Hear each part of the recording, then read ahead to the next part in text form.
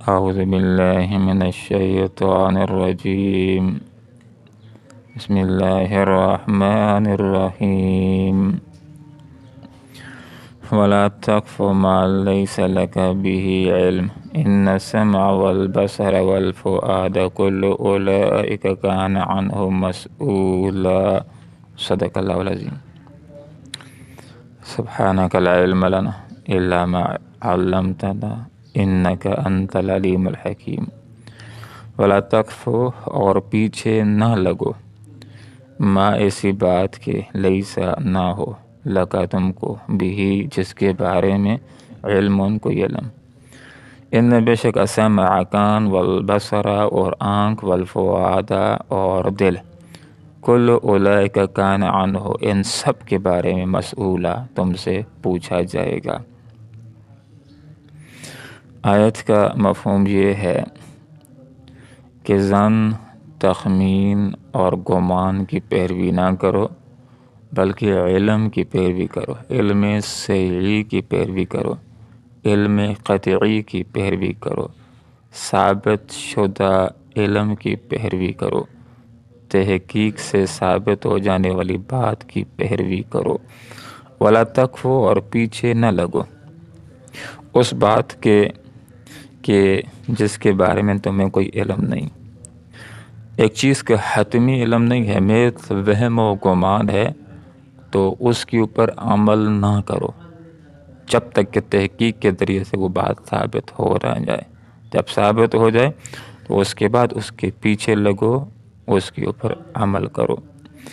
ولا تقفو اور نہ پیچھے لگو ما ایسی بات کی جس کا تمہیں کوئی علم نہیں۔ علماء نے ایک مطلب یہ بھی لکھا کہ ایک بات آدمی کو مل جاتی ہے، بغیر تحقیق کے آدمی پھیلانا شروع کر دیتا ہے، تو یہ بات بھی درست نہیں۔ حدیث کا مفہوم یہ ہے کہ آدمی کے جھوٹا ہونے کے لیے یہی کافی ہے کہ ہر سنی سنائی بات آگے پہنچانا شروع کر دے۔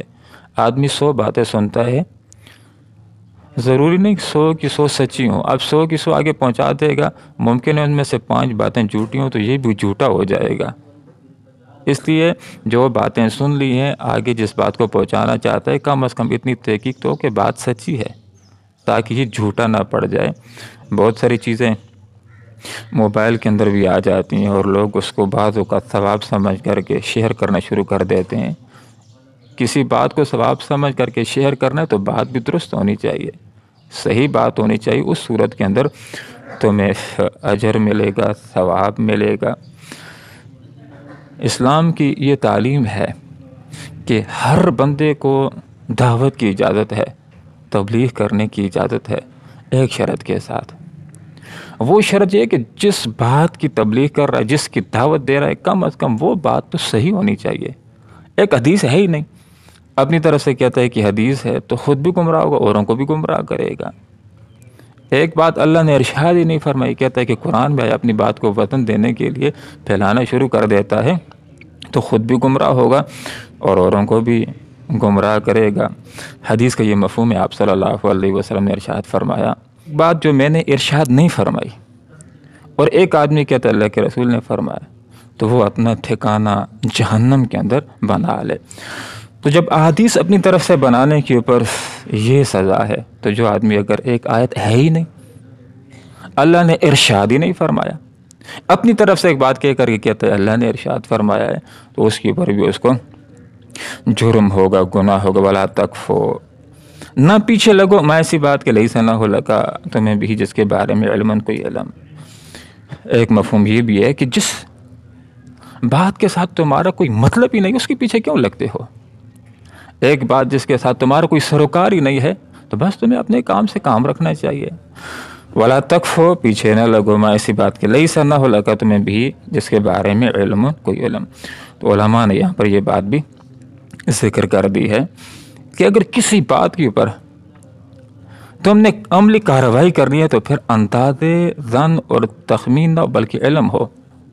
اگر کسی کا تم نے ہاتھ کاٹنا ہے تو میں شبے کو بنیاد پر نہیں کہ یہ وہاں سے گزرا تھا اور مال چوری ہوئے تو اسی نے لیا ہوگا، اب اس کو ہاتھ کاٹنے شروع کر دو۔ ہاتھ کی ایک اہمیت ہے، ہاتھ تبھی کاٹنا ہے علم کے ساتھ، علم قطعی کے ساتھ، یہ بات تو ثابت ہو جائے کہ واقعی اس نے چوری کی ہے۔ اور وہ ثابت کیسے ہوگا؟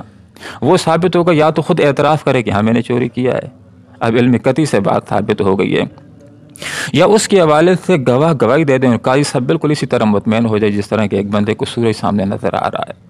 تو اندازوں کی وجہ سے، شبے کی وجہ سے کہ اس نے قتل کیا ہوگا اس کو قصاص کرنا شروع کر دیں، ایسی بات نہیں ہے، بلکہ اگر کسی کے اوپر حد جاری کرنی ہے تو علم قطعی کے ساتھ کیس ثابت ہو، اور کیس ثابت ہوتا ہے گواہوں کی گواہی سے یا بندے کے اپنا اعتراف کرنے سے۔ یا کسی قوم کے اوپر تم نے چڑھائی کرنی ہے تو میں ظن اور گمان کی بنیاد کے اوپر نہیں کہ بس یہ بات علم کے اندر آ گئی کہ انہوں نے زکوٰۃ دینے سے انکار کر دیا ہے اور وہاں پر چڑھائی کرنا شروع کر دو، ممکن ہے ایسی بات نہ ہو۔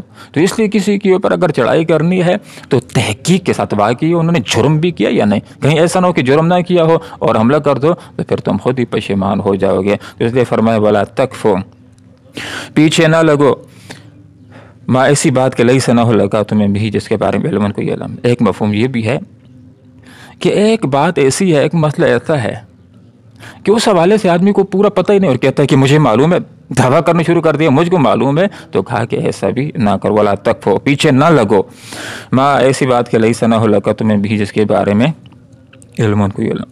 ان السمع والبصر والفؤاد، ایک بات سن لی ہے اور آگے پہنچانا ویسے بغیر تحقیق کے شروع کر دیا ہے۔ تو اللہ تعالیٰ نے تمہیں کان کس لیے دیے ہیں، آنکھیں کس لیے دی ہیں، زبان کس لیے دی ہے، دل و دماغ اور علم حاصل کرنے کی صلاحیتیں کس لیے دی ہیں؟ تھوڑی سی تحقیق تو کر لو، یہ چیزیں اللہ نے دی ہیں استعمال کرنے کے لیے۔